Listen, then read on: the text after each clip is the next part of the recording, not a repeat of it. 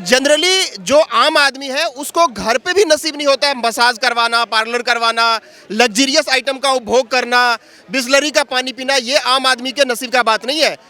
Jail में उनको ये चीजें मिल रहा है तो इसका मतलब वो लोग खास आदमी है, आम आदमी नहीं है। तो पहला तो मैं ये काउंटर करूंगा। हकीकत में वो गांधीवादी सिद्धांतों के ऊपर चलकर दिखा रहे हैं। काम अच्छा किया दिल्ली में, कुछ कितना चेंजेस हुआ दिल्ली? उन्होंने रैन बसेरे के अंदर गरीब बस्ती को रहने का, खाने का इंतजाम कर दिया है। और बीजेपी ने किया नहीं, केजरीवाल ने किया है। रोहिंग्या के लिए अगर उन्होंने मुफ्त बिजली और खाने का इंतजाम कर दिया ना शाहीन बाग में और जगह, तो वो मुझे नहीं लग रहा है कि देश के हिंदुस्तानी जो सच्चा हिंदुस्तानी होगा वो कभी भी इस चीज को एक्सेप्ट करेगा।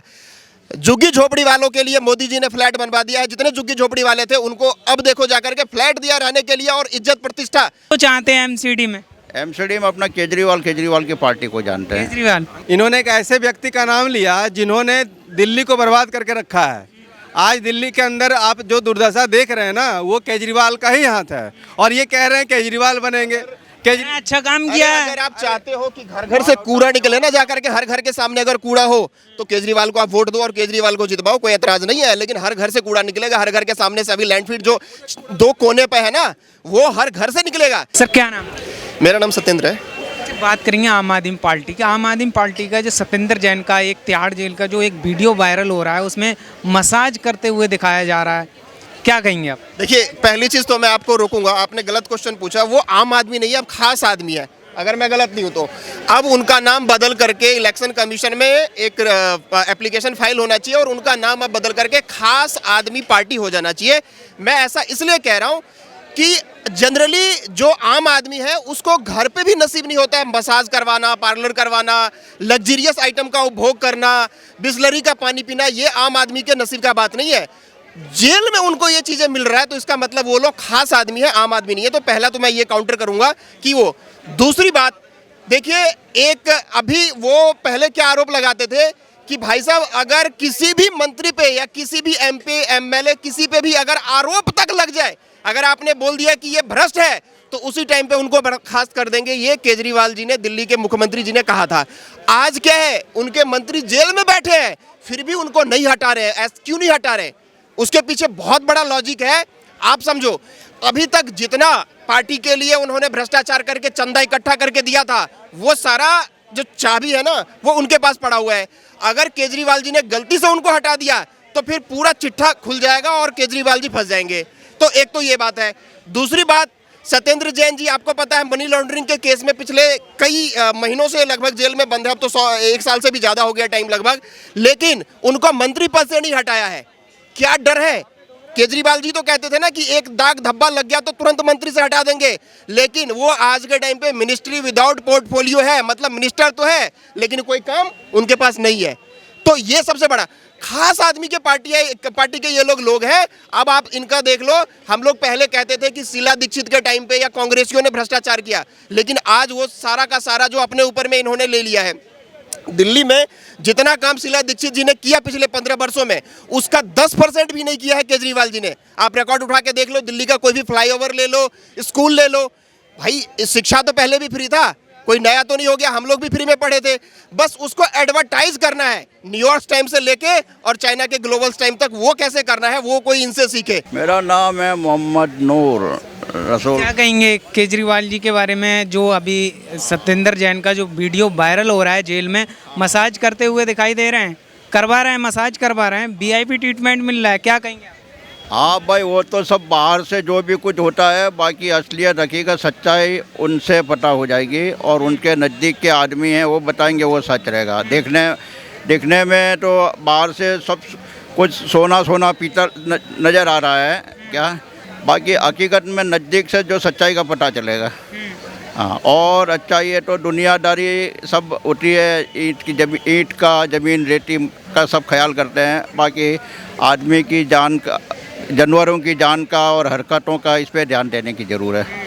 आज जो भी हैं जेल के अंदर कैदियाँ बंद हैं, उन सबको आराम से बैठे बैठे खाना पीना सब मिल रहा है, तो उनको भी ऐसे कुछ सेवाओं के काम में लगा के उनका वसूल किया जाए क्या। अच्छा, उन्हें जो VIP सुविधा दी जा रही है, ट्रीटमेंट मिल रहा है, सब कुछ उनको इस तरह से एक जैसे आम घर में रहते हैं उसी तरह की सुविधा दी जा रही है जेल के अंदर, अब क्या कहना चाहेंगे इस बारे में, मिलनी चाहिए इस तरह की सुविधा, नहीं क्या कहेंगे इस पर जो मिल रही है? नहीं, उनसे काम लिया जाए और उनको ऐसे ही गरीबों की सेवा में लगा दिए जाए, और नहीं तो फिर उसको अलग ही गांव के अंदर कुछ न कुछ काम करने के लिए उनकी शक्तियों का उपयोग किया जाए। केजरीवाल जी कैसे काम कर रहे हैं दिल्ली में, कैसा लगा? केजरीवाल अच्छे मानवता के, गरीबों के अच्छे काम कर रहे हैं। हाँ, हकीकत में वो गांधीवादी सिद्धांतों के ऊपर चलकर दिखा रहे हैं। काम अच्छा किया दिल्ली में, कुछ कितना चेंजेस हुआ दिल्ली? उन्होंने रैन बसेरे के अंदर गरीब बस्ती को रहने का, खाने का इंतजाम कर दिया है। और बीजेपी ने किया? नहीं, केजरीवाल ने किया है। और दिल्ली में क्या कोई नया स्कूल कॉलेज कोई बना? रोहिंग्या के लिए अगर उन्होंने मुफ्त बिजली और खाने का इंतजाम कर दिया ना शाहीन बाग में और जगह, तो वो मुझे नहीं लग रहा कि देश के हिंदुस्तानी, जो सच्चा हिंदुस्तानी होगा, वो कभी भी इस चीज़ को एक्सेप्ट करेगा। झुग्गी झोपड़ी वालों के लिए मोदी जी ने फ्लैट बनवा दिया है। जितने झुग्गी झोपड़ी वाले थे उनको अब देखो जाकर के फ्लैट दिया रहने के लिए, और इज्जत प्रतिष्ठा जो उनको मिलना चाहिए था वो मिल रहा है। ठीक है ना, वो प्रॉपर मिल रहा है। जो बाहर से आकर के इमिग्रेट करके यहाँ पे हिंदुस्तान में रह रहा है, यहाँ पर चोरी छुपे आकर के, उसको अगर इलेक्ट्रिसिटी और तुम खाने का सुविधा दे रहे हो, तो हिंदुस्तानी लोग कभी एक्सेप्ट नहीं करेगा। जो लोग गलत मानसिकता के लोग हो गए, वही लोग इस चीज को अप्रेज करेगा, वही लोग एक्सेप्ट करेगा। केजरीवाल हो या कोई भी हो, गलत लोगों को अगर सपोर्ट करेगा तो कभी भी जरूरतमंद, देखो पहले हिंदुस्तानी लोगों की जरूरतमंद पूरी होगी ना। जो लोग बांग्लादेश और जो लोग बर्मा और किसी और कंट्री से आया है, उस लोगों की जरूरत पूरा करना केजरीवाल का काम नहीं है। उस लोगों की जरूरत पूरा करना जो वहां के गवर्नमेंट है उसका काम है।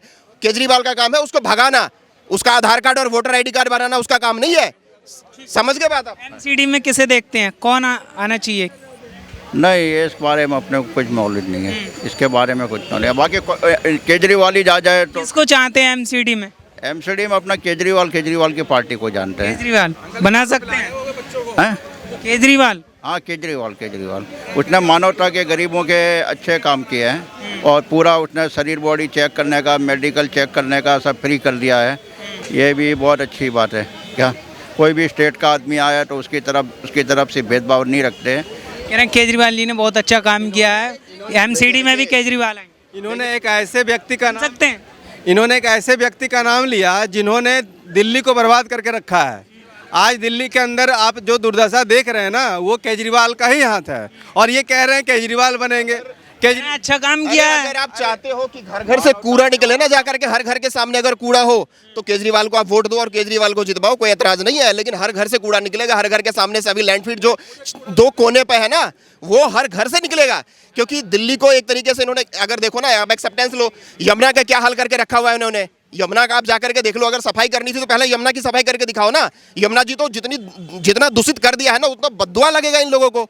तो वहां से एग्जाम्पल ले लो ना साहब। देखो, मैं आपको सीधी बात बताता हूं, सिर्फ और सिर्फ बीजेपी एक ऐसी पार्टी है, ठीक है ना, जो आपको सुरक्षा के साथ साथ, पहला प्रायोरिटी है आपको सुरक्षा। जो यहाँ खड़े हो ना, खड़े नहीं रह पाओगे।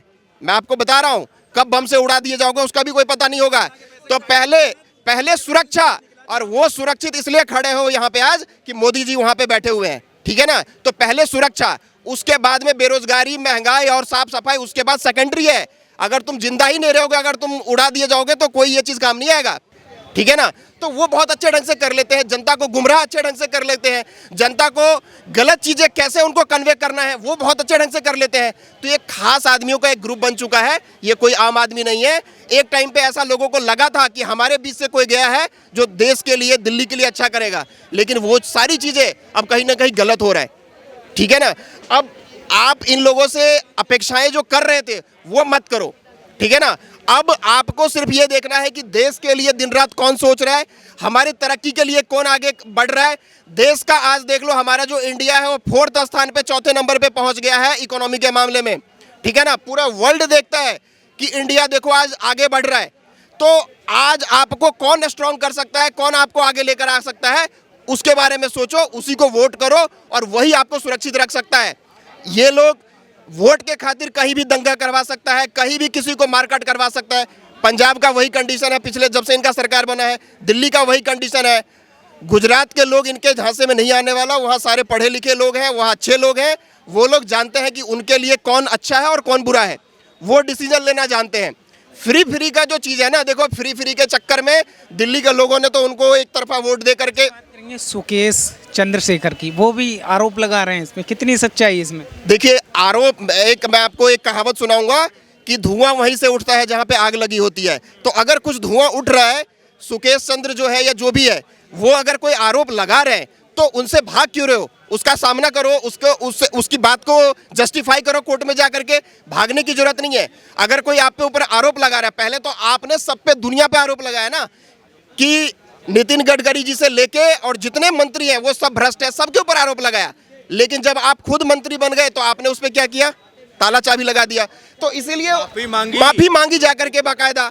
तो इसीलिए आरोप जो खुद लगाते थे आज उन पे आरोप लग रहा है तो उनको बहुत बुरा लग रहा है, ठीक है ना। तो ये देखो उनका एक दोहरा आप कह सकते हो चरित्र है जो कि जनता समझ चुका है। मेरे ख्याल से जनता को पता है कि अब केजरीवाल जी में कितनी सच्चाई बची हुई है, ठीक है ना। वो सच्चाई अब सामने आ चुका है, सबको पता है।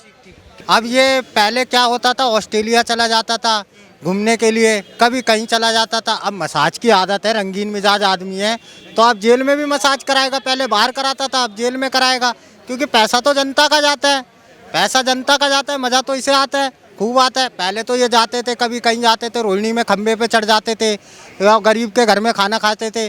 मैंने तो तकरीबन 5-7 साल हो गए किसी के यहाँ खाना खाते नहीं देखा। किसी ऑटो वाले के संग बैठ के खाना खाते, किसी रिक्शे वाले के संग बैठ के खाना खाते, किसी झुग्गी झोपड़ी में खाना खाते गए।